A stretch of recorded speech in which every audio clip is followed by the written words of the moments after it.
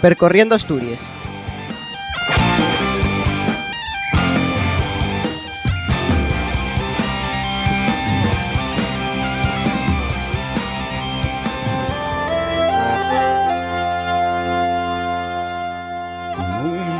Si vos digo que voy a falar del concello más guapo de toda Asturias, teníais que saber que falo de ayer.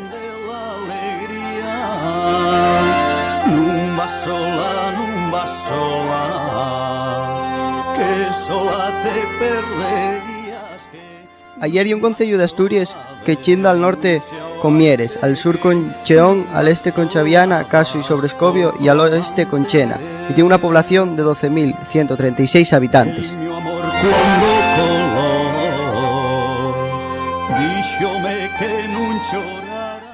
Aunque non está mojado pel río Caudal, este concello, junto con los concellos de Chena y Mieres, intégrase en el territorio minero del Caudal.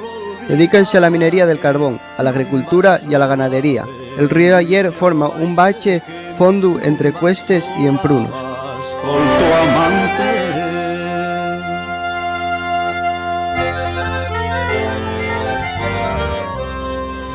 Río arriba llegase a Cabanaquinta, capital del concello desde 1869. A partir de ahí el paisaje transfórmase a un bache de alta montaña que fina en el puerto San Isidro.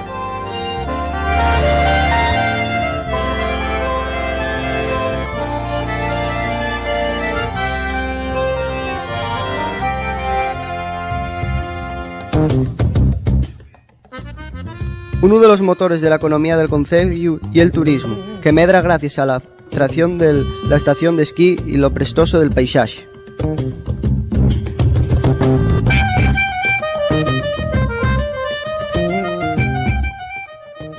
Non hai dubia si es de los que presta visitar el paraíso. Na tierra más avérate a este concello de Asturias, porque hay todo lo que un puede pedir.